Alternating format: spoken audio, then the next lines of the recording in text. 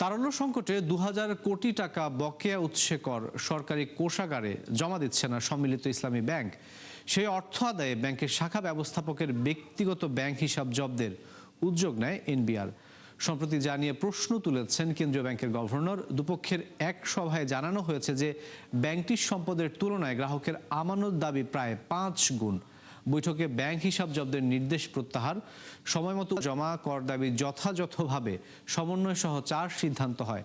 সাবেক গভর্নর আহসান মনসুর জানিয়েছেন যে বাস্তবতা বিবেচনায় কিছুটা সময় দেয়া যেতে পারে প্রতিষ্ঠানটিকে। বিস্তারিত জানাচ্ছেন মইনুল হাসান। গভীর সংকটে পড়া 5 ব্যাংককে বাঁচাতে একীভূত করার সিদ্ধান্ত হয় অন্তর্বর্তী সরকারের আমলে। প্রাথমিক মূলধন যোগানের মাধ্যমে স্বল্প পরিসরে কার্যক্রম চললেও মূলত স্থবির গ্রাহকদের অর্থ জমা কিংবা ঋণ দেওয়ার প্রক্রিয়া। তারপরও নিয়মিত কর্মকাণ্ডের বিপরীতে গ্রাহকদের কাছ থেকে কেটে রাখা উৎসেকর জমা হয়েছে অন্তত ২০০০ কোটি টাকা, যা সরকারি কোষাগারে তাৎক্ষণিক জমা দেওয়ার বিধান থাকলেও মানেনি প্রতিষ্ঠানটি।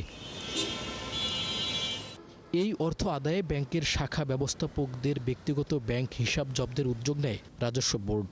আর তাতেই তৈরি হয় জটিলতা।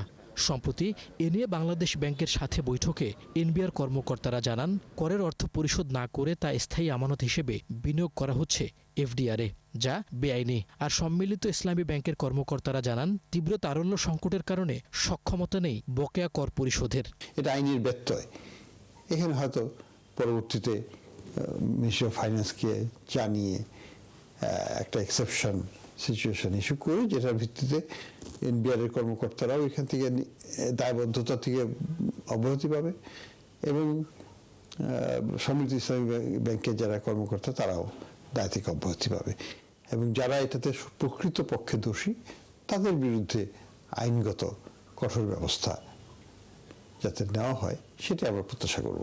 বকেয়া আদায়ে বিভিন্ন ব্যাংক কর্মকর্তাদের ব্যক্তিগত ব্যাংক হিসাব জব্দ নিয়ে প্রশ্ন তোলেন গভর্নর। জানান, সম্মিলিত ইসলামী ব্যাংকের ৩২,০০০ কোটি টাকা কার্যকর সম্পদের বিপরীতে আমানতকারীদের দাবি ১,৩৪,০০০ কোটি টাকা।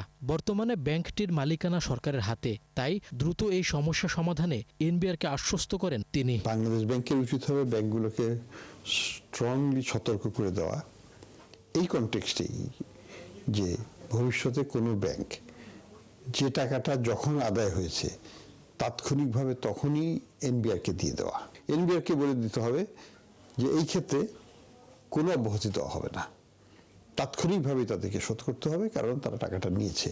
বকেয়া কর আদায়ে ব্যক্তিগত হিসাব জব্দের নির্দেশ প্রত্যাহার, সময়মতো উৎসে কর জমা, কর দাবি যথাযথভাবে সমন্বয় সহ 4 সিদ্ধান্ত হয় ওই বৈঠকে। মইনুল হাসান, ৭১, ঢাকা।